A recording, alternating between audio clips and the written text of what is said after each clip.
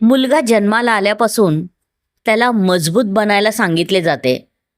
त्याचा पुरुषार्थ, त्याचे सामर्थ्य त्याने जपावे आणि त्याची मर्दानगी सिद्ध करावी असे समाजाला अपेक्षित असते. तोच मुलगा मोठा झाला की त्याचे कर्तृत्व सिद्ध करण्यासाठी खूप मेहनत करतो. नंतर लग्न करून संसाराला लागतो.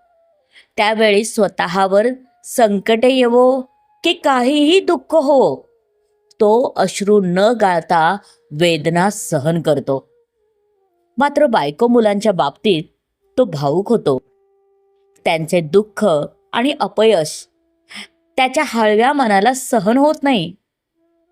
तेव्हा त्याच्या अश्रूंचे बांध फुटतात आणि तो अश्रूंना मोकळी वाट करून देतो. अशा रडलेल्या बापाचे दर्शन डॉक्टर मनोहर सुरवाडे यांनी रडलेला बाप या कवितेत घडविले आहे. ऐकूया कविता रडलेला बाप. आई सांगत होती कधी मधी बापाच्या मोठमोठ्या गोष्टी. म्हणे तुझ्या जन्माच्या वेळी अचानक पोट दुखलं आणि निम्म्या रात्री तुझ्या बापानं कसं तरी दवाखान्यात नेलं. मुलाला काही विशेष नाही वाटलं. मुलाला काही विशेष नाही वाटलं. तो फक्त शांत राहिला आणि आईने पुढचा किस्सा सांगितला. दुसऱ्या दिवशी पुन्हा तसंच झालं. तुझ्या बापानं दवाखान्यात नेलं. तुझ्या बापानं दवाखान्यात नेलं. संध्याकाळच्या वेळी बेटा दवाखाना होता सामसूम. आम्ही दोघंच बसलो गुमसुम. डॉक्टर म्हणाले मत डरो तुम.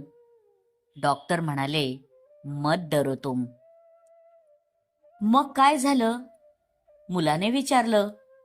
वार्डात भरती केलं, आईने सांगितलं. पुढे काय झालं काही नाही कळलं. पण शेजारच्या बायांनी सांगितलं. बाई, तू अडली तेव्हा तुझ्या घरचा माणूस रडत होता. आम्ही सांगितलं होतं त्याला, भाऊ इतका रडतो कशाला? काळजी आहे त्या भगवंताला. काळजी आहे त्या भगवंताला. डॉक्टर म्हणाले सीझर करावं लागेल. तुझा बाप घाबरला आणि लागला रडायला. डॉक्टर म्हणाले सीझर करावं लागेल. तुझा बाप घाबरला आणि लागला रडायला. बायांनी तेही सांगितलं. म्हणे तेव्हाही रडला, पण स्वतःचा पाय मोडला. तेव्हा तुझा बाप का नाही रडला? अजूनही प्रश्न पडतो मनाला. अजूनही प्रश्न पडतो मनाला. एकदा गेट मधून गाडी आत घेताना तोल गेला आणि तुझा बाप खाली पडला. मी हात धरला तर त्यांनी पाय नाही उचलला. तेव्हा तर काही नाही रडला, फक्त विव्हळला. तेव्हा तर काही नाही रडला, फक्त विव्हळला. मुलांचा बाप असाच असतो. कुटुंबासाठी दुःख विकत घेतो. आयुष्यभर ओझे वाहतो. आपल्याला काही झाले की रडतो. मुलांच्या अपयशाने, त्यांच्या करिअरच्या काळजीने बाप आसू गाळतो, पण कोणाला दाखवत नसतो. बाप आसू गाळतो पण कोणाला दाखवत नसतो. स्वतःसाठी रडत नसतो. दुःखाची कळ सहन करतो. साऱ्या वेदना गिळतो. कुटुंबाला सुखी ठेवतो.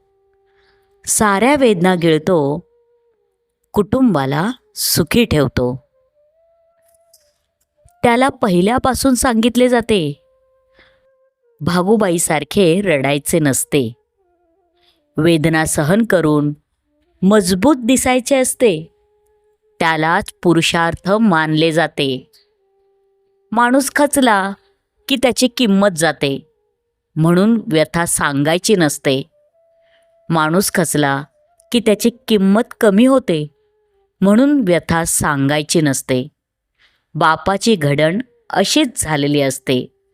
दुःख पचवून सुख वाटावे लागते. बापाची घडण अशीच झालेली असते. दुःख पचवून सुख वाटावे लागते.